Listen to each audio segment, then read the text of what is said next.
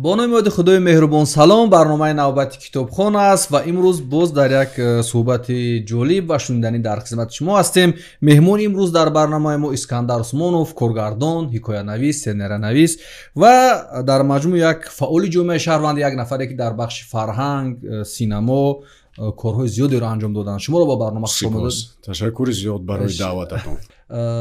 بگویید که امروز با چه کارهای بند هستید و چی کار میکنید؟ سالهای 2018 من با یک سناریو پیشتر از اینم پیشتر من با یک سناریو فیلمی درباره من برمیگردم.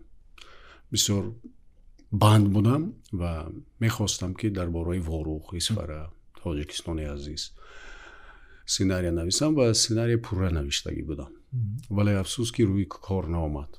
لیک همین خیلی قسمت امکانیت داد که در قرقیزستان در همکاری با دوستان قرقیز، قزاق، آلمان، امریکایی ها اونجا همچون متخصص سینما تکلیف شده بودم و رئیس استودیوی سینماگران قرقیز گفتن که یگان چیزی خواندن باب داری و در دستم بود سناریوی کلام. گفتم айбек جنگزیویچ، من айбек موسیویچ مرحمت سناریو هست 90 صفحه. انا همین سناریو در 2 ساعت خوندم. بعد 2 ساعت اومده گفت که من میخواهم که مبلغ پیدا کرده همین قصه ای که موسفیدی که در سرحد قرقیز و تاجیک بند میشود آن را با همکاری قرقیزستان بگیریم. فیلم را گرفتن سال 2019. من خرسند هستم که یک چی باشد هم در روزهایی که وطنی ما عموما خلق تاجیک از آن درگیری هایی که در سرحد شده ایستاده است دلش می سوزد، دلش می کفد، جگرش خون می شود. سخنم را گفتم و امروز ها با یک مواد کلان کار برده ایستادم. آن هم باشد فیلمی حجتی است درباره کودکان یتیم. دیگرش یک فیلمی حجتی ما گرفتن میخواهیم با دوستانی آلمانی، فرانسوی و اوکراین. این هم لایحه کلان است.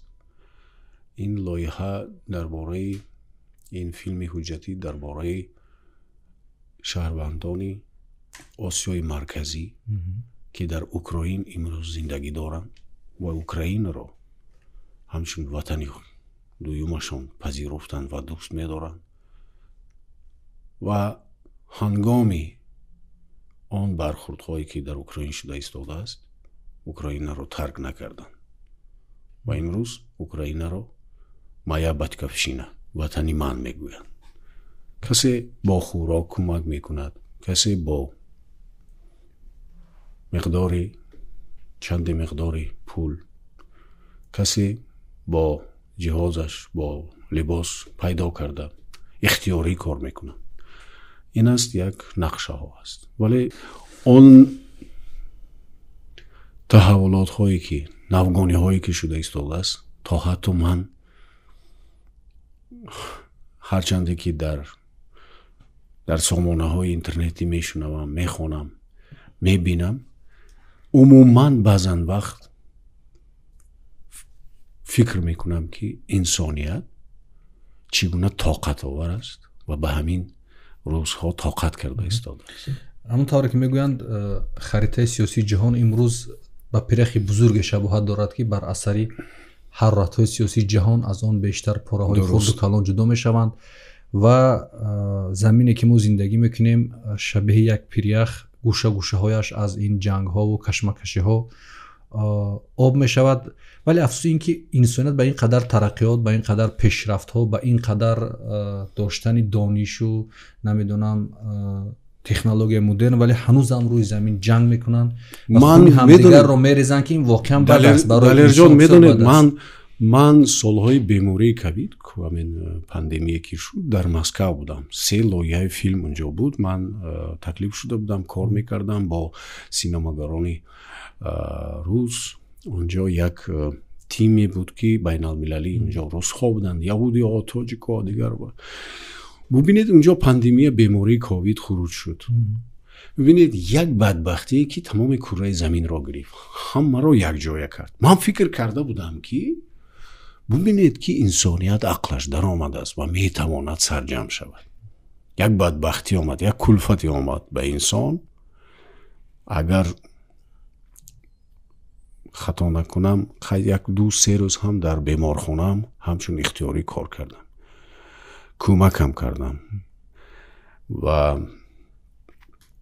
میدونید من آنجا هم عذاب تاجیک، ازبک، قرقیز، روس همه میدیدم. من فکر میکردم که انا کلفتی آمد به سر انسانیت، شاید عقلش میگیرد، ولی خطا کردم.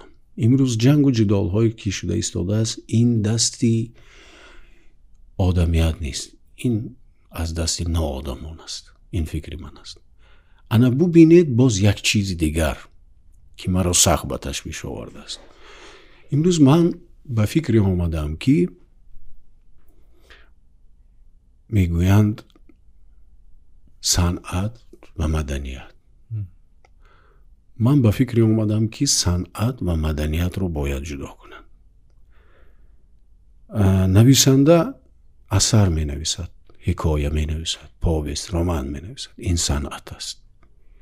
ولی از اون خواننده ای که امروز از این اثری نویسنده بهره می برد و چطور در کوچه و جامعه آن را استفاده می کند و رفتار می کند، این مدنیت است. مدنیتی ما در نقلیاتی در کوچه، انا در تئاتر ما چخیل خودمو میداریم، انا در خانواده ما با زنها چخیل ما، انا این. من ببخشید اگر قوپال باشد، من توف کردم برای انسانهایی که امروز 2-3 دیپلم دارن و در مدنیت و در چی خودشان را تماما دیگر خیلی نشان میدن. میگوین من آدمی صنعت هستم، من آدمی فرهنگ هستم.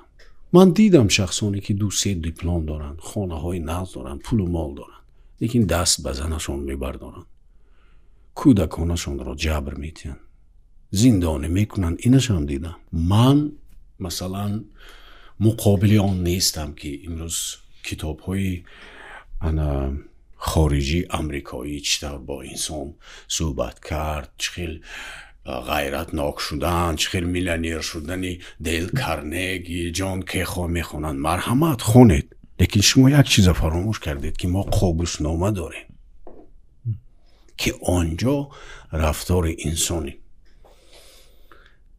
چگونه باید با عائله صحبت کنی، چگونه بایگری باید جمع کنی، چگونه باید پسر را تربیه کنی، چگونه باید دختر را تا حتی چگونه اسبت را از پاده اسب طلع کنی هست. چرا ما این چیز را با کودکان نمیگویم؟ این عصری چند بود؟ دیل کارنگی عصری چند نوشته از کتاب؟ بگذار خوانن، مرحمت تقاس کنن، بینن.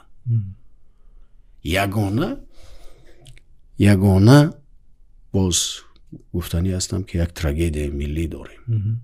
این کلفتی هست که مردم کتاب نمیخونن. بله میفهمم اینترنت پیدا شد، بله میدونم که امروز واسطه های اخباری رقمی هستن که اونجا ببخشید به کتاب خوندن، ورق زدن و یک پاره صحیفه نوشتن انسانیت پیشرفت نمیره. استادانی من میگفتند که هر روز اقلا 10 ورق میخونی، انا 10-15 ورق خون، اقلا 5 ورق نویس، خواهی همین. یعنی شما وقتی که بیننده صحبت شما را میبیند که به کتاب نمیشود، حتما باید کتاب خوند چون فضای خیلی پیشرفته است، میگن چی دلیل داره شما برای این حرفاتون که حتما باید کتاب خوند یا ورقی نوشت یا حتما باید به کتاب رو آورد؟ شما از چی تجربه هایی میگوید؟ شما از چه اندیشه هایی میگوید؟ مثلا بسیار میگن که من اون اخبار روز رو، اون افکار روز رو از اینترنت میگیرم، از صفحه شماره اجتماعی میگیرم، حتی از تلویزیون میگیرم. بعضیش میگن که زندگی من خودش یک کتاب است، بعضی میگن که کتاب خود میگه زندگی من یک کتاب است. پاسخ شما به همین افراد چی است؟ باز برمیگردیم بر روزهای مدهش سختی ملت. آن کلفت و جنگ هایی که می آمد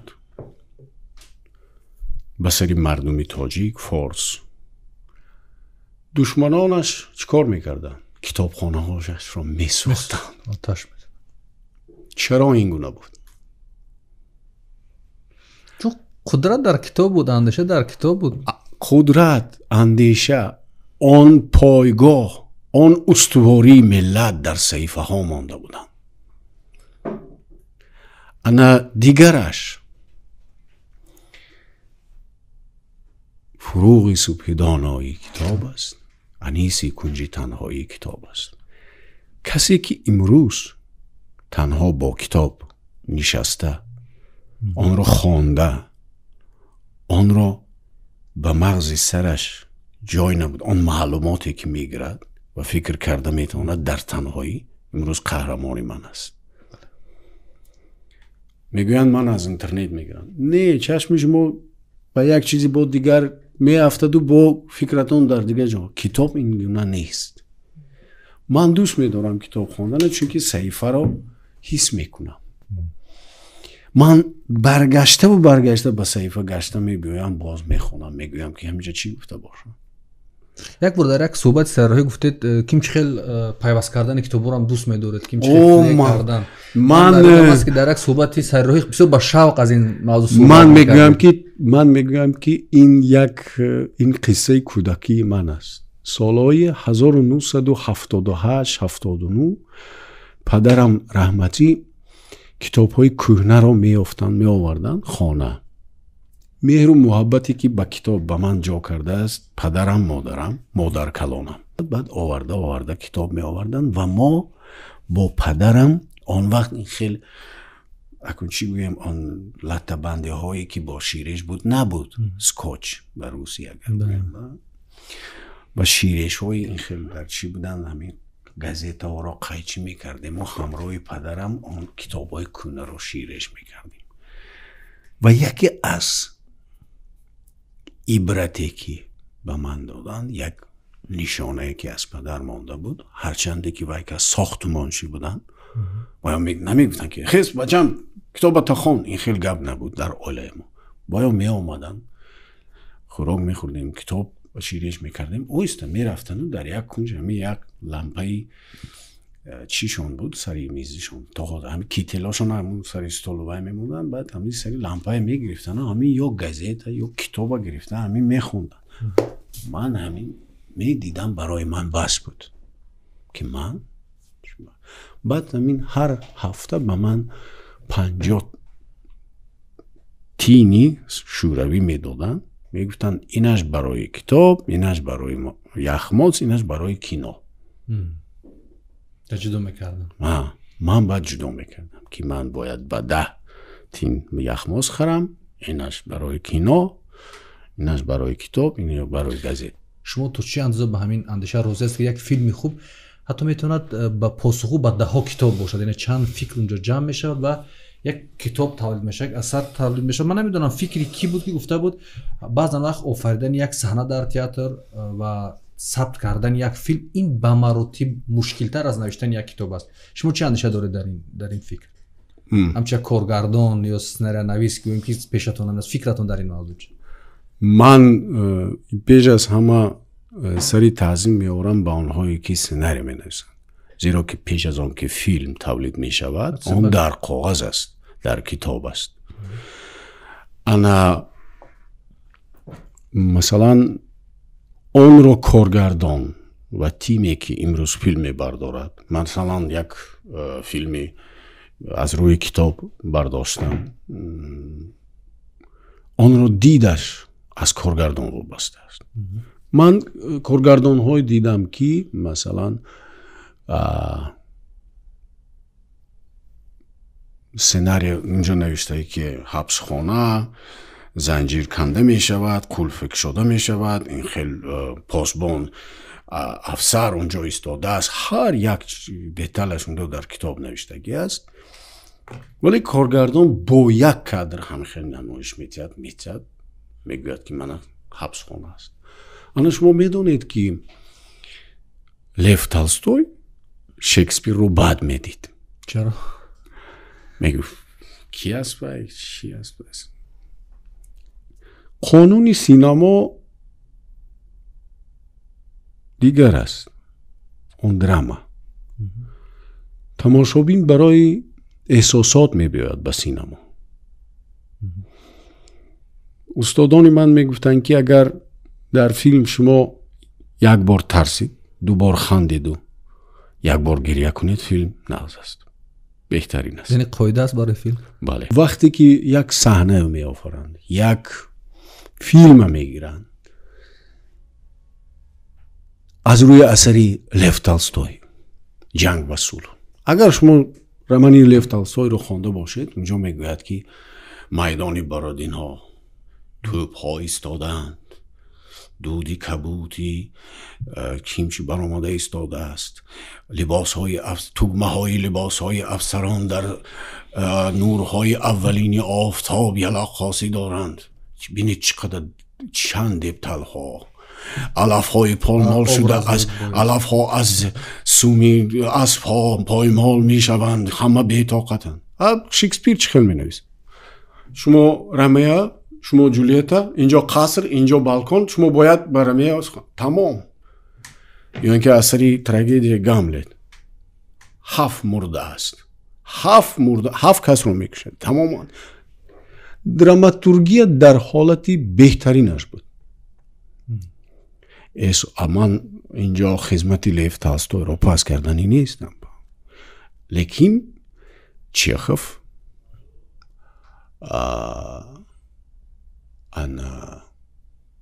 شکسپیر اینها از ادبیات روس اگر گیریم، آنها یکی از بزرگترین نویسنده هایی بودن که دراماتورگی روس رو میموندن. از ادبیات تاجیک این از همه که اگر در زمان شورای گوییم فضلالدین محمدی بودن،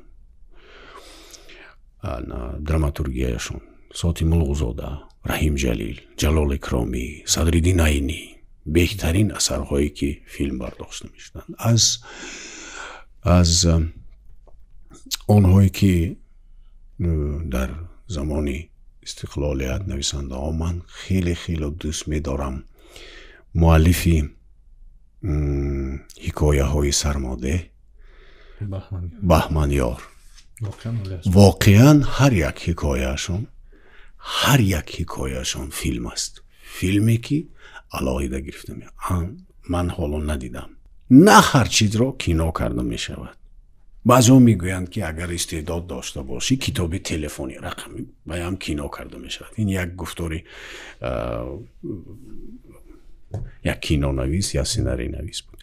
نه، مثلا بعضی وقتا با من جوان ها میبیرن، من سیناری نوشتم استاد، همین بینید، همین بسیار همین ناز است.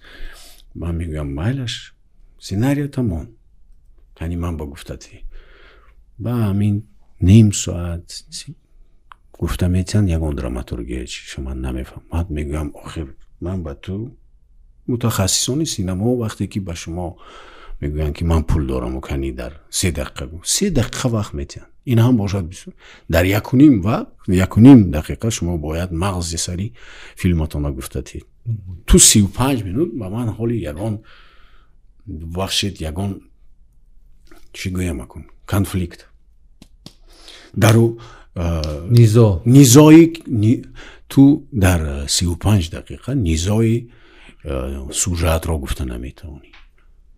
این یک سقاهایی که بیلیارد بازی میکنن، سقا بازی میکنن. اگر یک سقا و دیگرش نزند، یک تبادلاتی در بالای استال پیدا نشود، نمیشه چیزی خوب شده. البته یعنی اون فیلم همون وقت فیلم خوب میشد که برابر یک کتاب ارزش دارد که اون واقعا نویسنده سناریو خوب باشد، اثری خوب باشد، بله. و همه طرفا دیده شده باشد با اون تاثیر بیشتر داشته باشه. بله. در مثلا یک استادی من از هالیوود میگفت که من هر روز 150 سناریو میگیرم.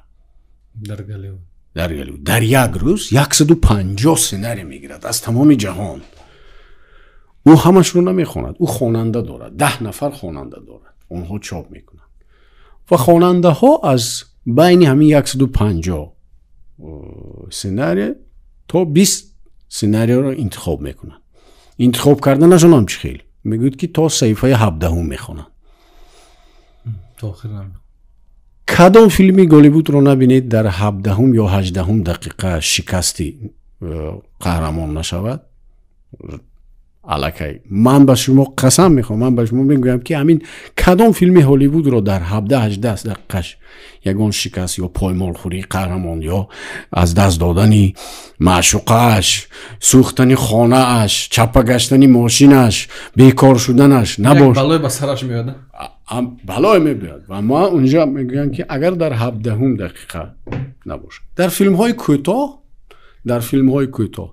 در 1 دقیقه الکی با سری قهرمان بلای باید باشد. این قاعده است که بله، جلبی تماشا بینه. بله، این ساختار فیلم ها هست. خب بیرویم سر کتابایی که با برنامه آوردید. چرا محض این کتابا رو انتخاب کردید؟ چی شد که این کتابا رو با برنامه کتابخوان آوردید و اوید این کتابا با بیننده برنامه چی گفتن است؟ این یگان تاریخا دارند یا چرا برای شما؟ تاریخا دارند. در کانی بادام زندگی میکنم، کتابخانه دارم اونجا و خانه دوستم رفته بودم که میخواست خانه پدری مادریش بابایش رو ویران کرده از سری نو کند. بعد اونجا چند کتاب بودن. من گفتم من میتونم همین 2-3 کتاب گیرم و گفت مرحمت. همین کتاب کامیل یورماتوف بازگشت. افسوس تاجیکیش رو نیافتم، شاید باشد، نمیدونم. من دوست میدارم از این کتابی که به سینما داخل دارد. کامیل یورماتوف از قصه هایی که فیلم آفریدن در کانی بادام و چه زندگی میکردن و چگونه به صنعت سینما آمدن. این یک اگر گوییم که یک نیروی الهامی من است. بعضن وقت من هم به وطن برمیگردم میخونم. دیگرش این که من با خویش و تبار استاد کامیل یورماتوف دوستی دارم و میخوندم که میگفتن که انا همین منار نارچبای، انا اینجا با در ملیسا کار میکردن، انا اینجا مبارک قدم ملیسایی بود که از اسفرام آمده با عشق میگذاشتم. این یک کتاب به من است که من باید چگونه نویسم، چگونه ثبت کنم و به چی اعتبار دیم. این کهنه نمی شود. اگر شما این کتاب رو از خواندن دوستاتون نمیرید، تقدیرش چی میشد به فکر شما؟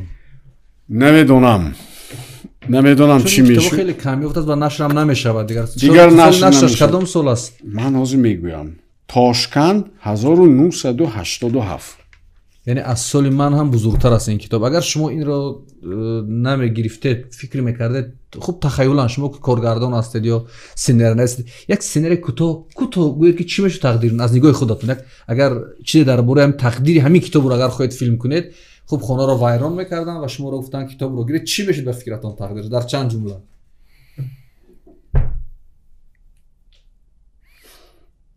کتابخانه رو ویران میکنن، کتاب ها زیر خاک، بالایش سنگ میپرتاین، بتون میکوبن،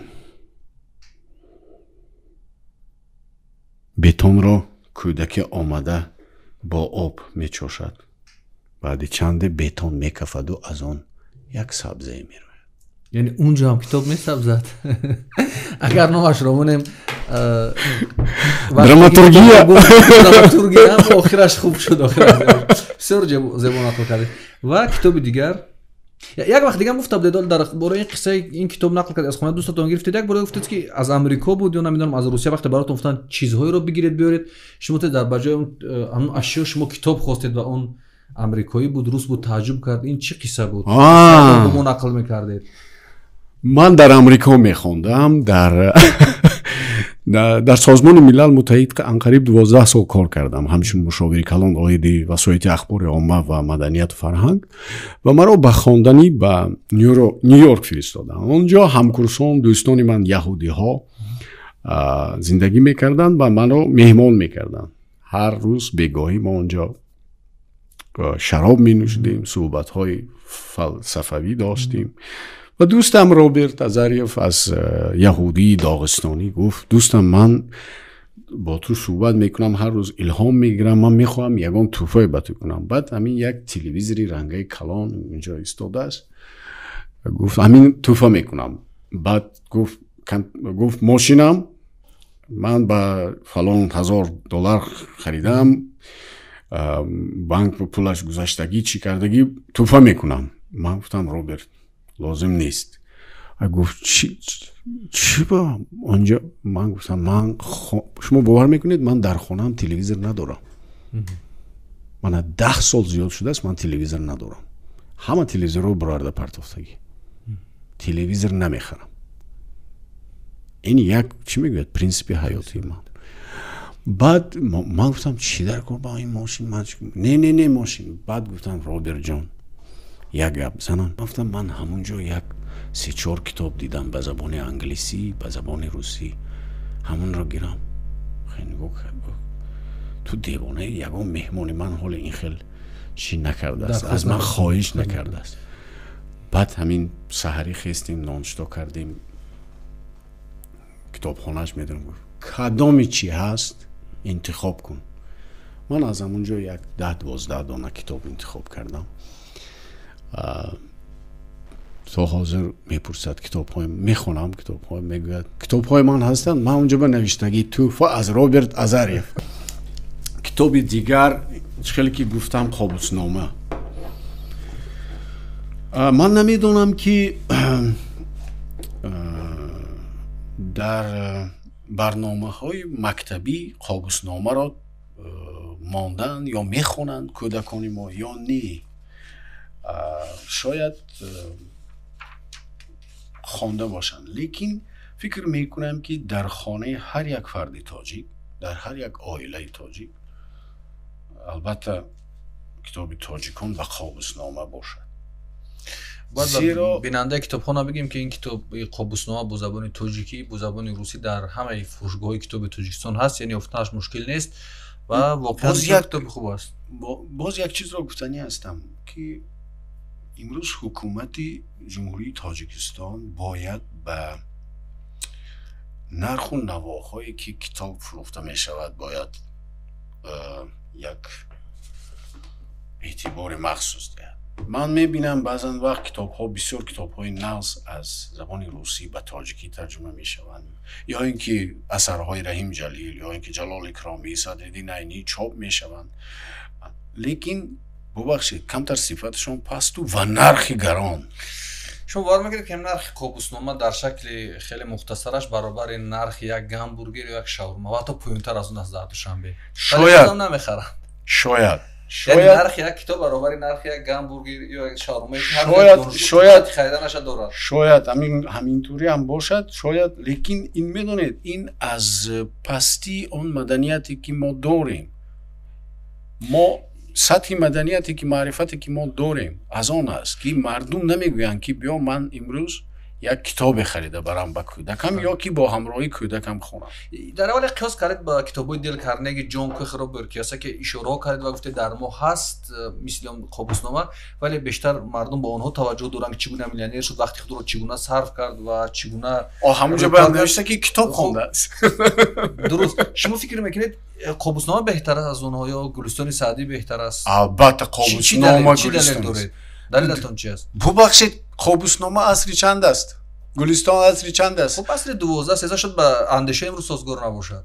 می شود سازگار. بله، چون که ببخشید اگر فلسفه حیات، اساس و پایگاه های حیات در یک چیز ساخته می شود، کردار نیک، رفتار نیک، گفتار نیک، این را هیچ کس نگفته است. ببخشید اون چیزهایی که پوشکین، لرمونتوف و نویسنده های دیگر، شکسپیر گیریم، آنها از عصرهایی که چند گرفتن، از عصر 9 و 8 و 7 و از شاهنامه فردوسی گرفتن، از آن شاهکاری هایی که ببخشید حافظ شیرازی و نظامی گنجوی و عبدالرحمن جامی آنها گرفتن دراماتورگیشون را. گاملت این یک انقریب شاهنامه است. بله. من فکر میکنم که امروز اگر شما دانید باز یک کتاب هست فردریک استار، معرفتی گم شده، افسوس نآوردم با چیز کتاب رو.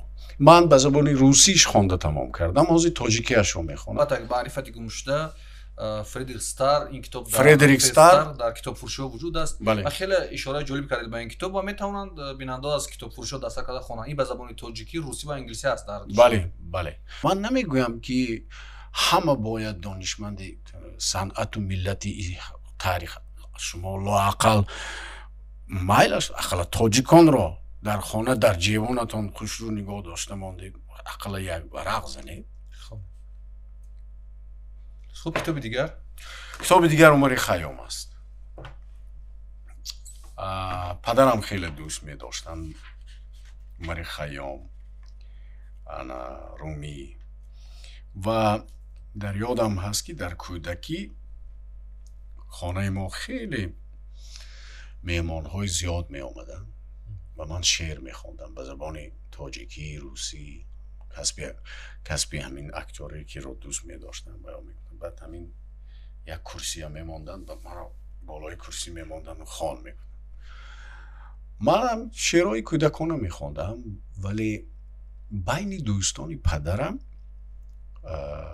عبدالرسول اکا نام دوستشان بود. اون کس رئیس باغ مدنیت شهر قرغانتپه بودن و سپس رئیس شعبه فرهنگ و مدنیت ولایت قرغانتپه شدن.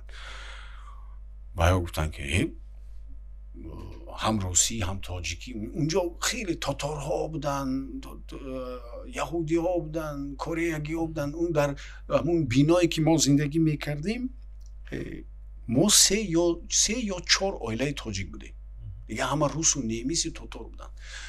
بعد همونجا عبدالرسول اکا با زبان روسی گفتن که سرم تو باید این خیلی شعرهای آوازی که خوب داری و دکلمه خوب داری، تو باید عمر خیام رو خونی.